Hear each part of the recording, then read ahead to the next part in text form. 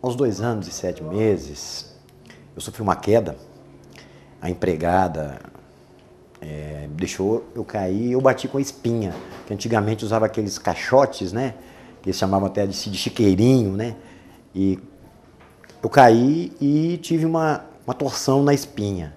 Então, de 2 anos e 7 meses até a idade de 5 anos, eu fiquei todo paralisado. Quer dizer, conheci todas as deficiências.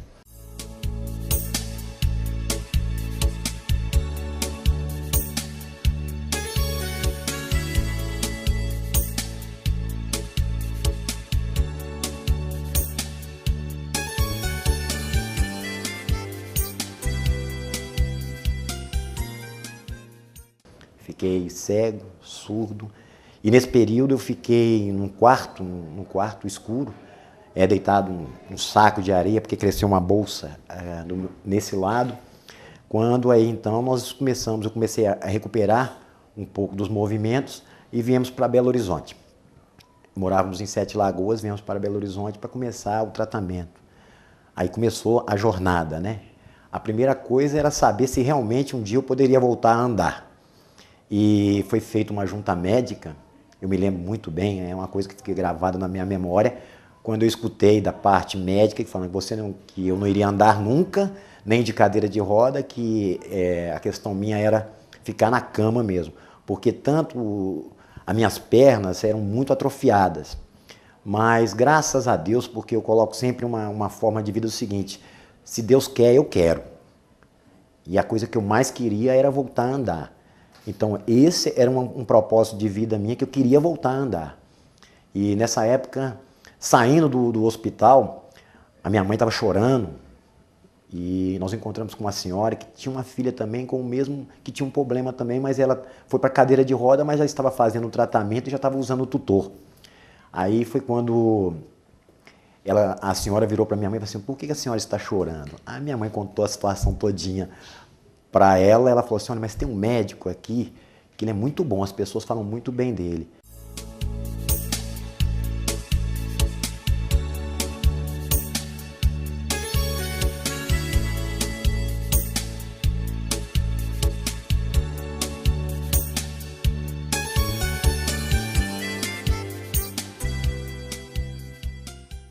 Aí minha mãe conseguiu marcar uma consulta para esse doutor Marcelo.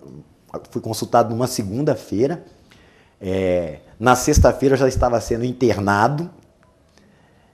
São coisas de Deus mesmo.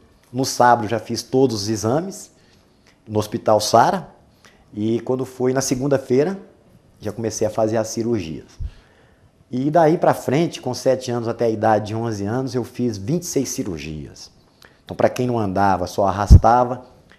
E em consequência desse tratamento com fisioterapia, mas a melhor coisa de tudo era a vontade que eu queria. Aquela coisa que estava em mim, assim, eu vou andar.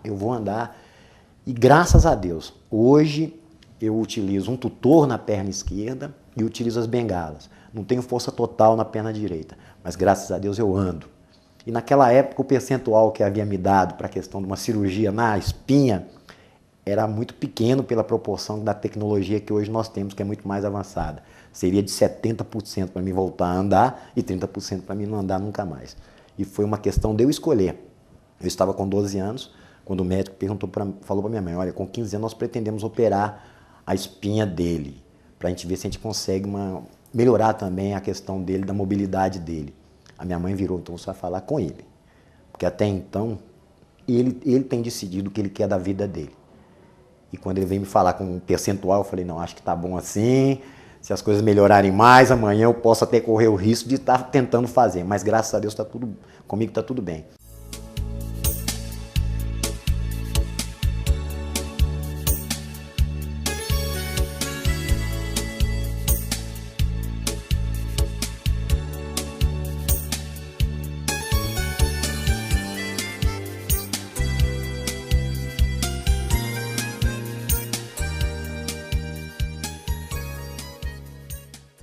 E nesse período eu aprendi muita coisa na minha vida, porque eu convivi com outras deficiências dentro do hospital, convivi com pessoas assim que ignoravam a questão do querer, da força de vontade que a gente tem que ter e do acreditar num ser superior, que é esse Deus maravilhoso que a gente tem.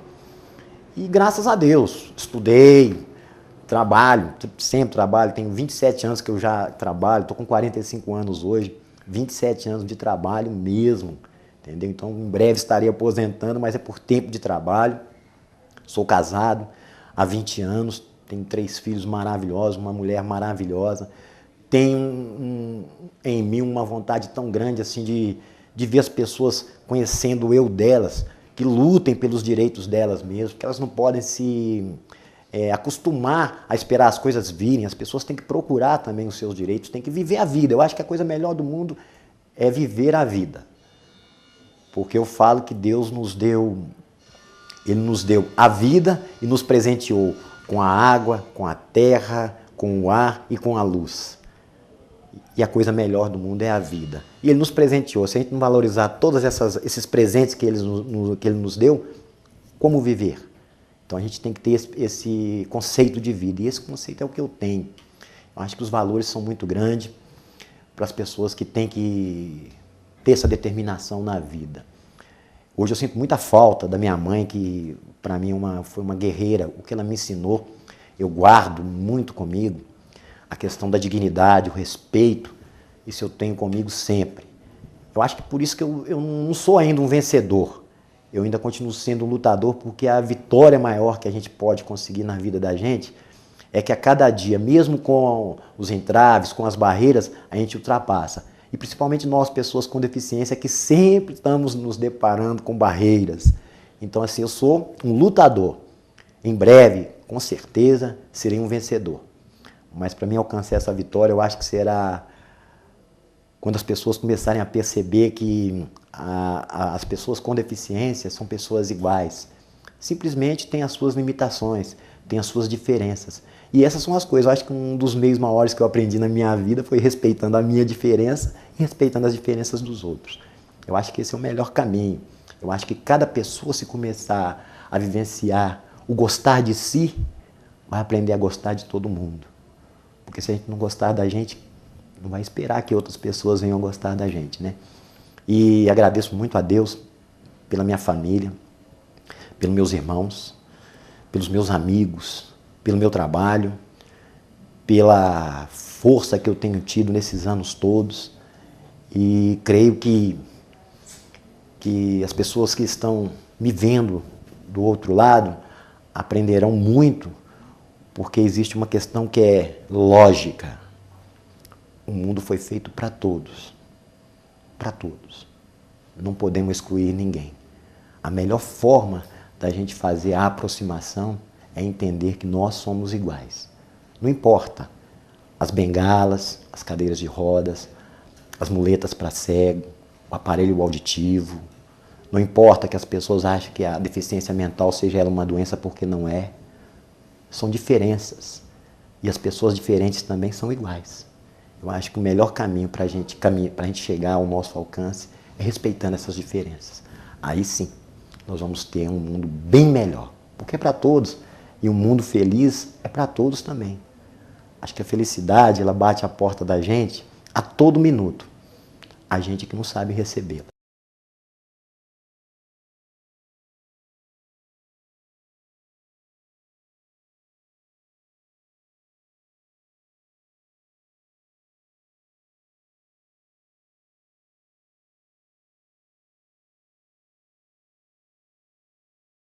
Eu entendo o seguinte, as barreiras, elas são não só para a questão da pessoa com deficiência. Eu falo sempre que hoje a acessibilidade ela é ambiental, porque a acessibilidade é para todos.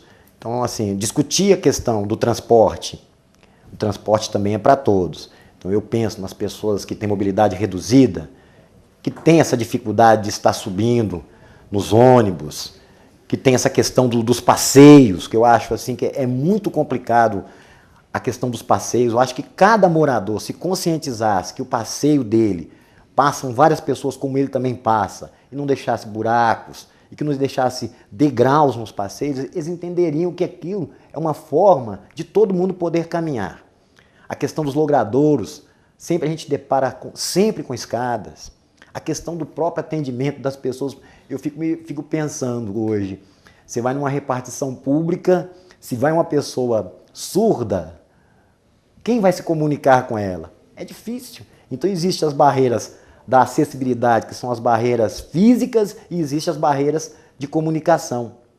Porque as pessoas não entendem ainda, porque o surdo quer falar no meio dele, pelas libras, pelos gestos, pelos sinais, ele quer comunicar. Agora, se a pessoa não entende do outro lado, fica difícil.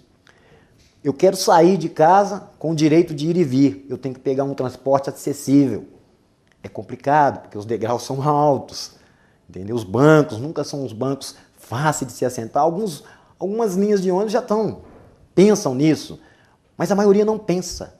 Porque quando pensa no transporte, ele pensa no transporte para todos.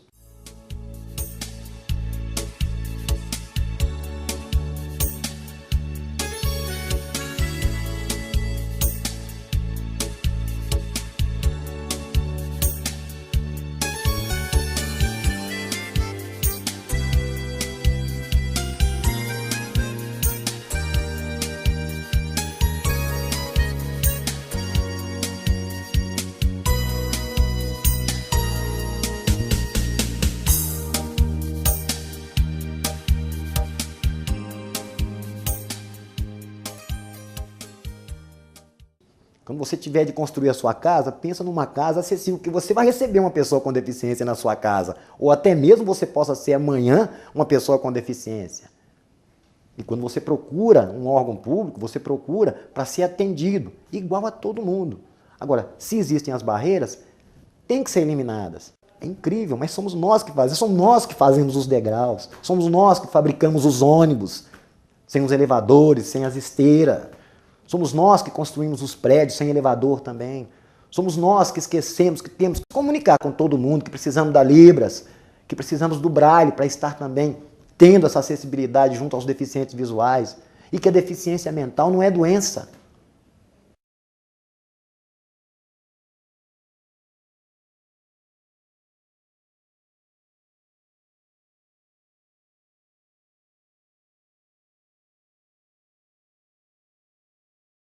A gente depara demais com a questão da empregabilidade. Existem leis, mas hoje as empresas ainda não estão conceituadas na inclusão. Eles não participam dessa questão da inclusão. Eles se integram a pessoa com deficiência por causa da lei na sua empresa, mas esquecem que aquela escada amanhã pode causar danos a pessoas ditas normais. Eu me lembro muito bem uma vez uma pesquisa que nós fizemos para saber quantas pessoas dentro da empresa estavam afastadas por lombalgia, por tendinite, por esporão, por causa das escadas. O número foi alarmante. Então são pessoas assim, porque se você faz a acessibilidade na sua empresa, você vai fazer acessibilidade para todo mundo.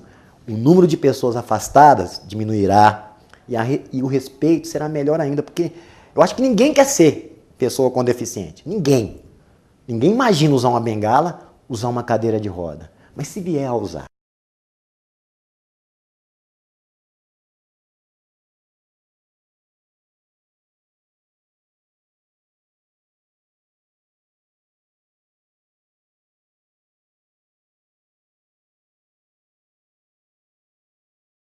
eu acho que o ganho maior, quando começou-se a discutir a educação inclusiva, que é uma questão do MEC, a gente começou a ter uma certa preocupação com relação tanto ao ensino fundamental como médio e quanto às universidades.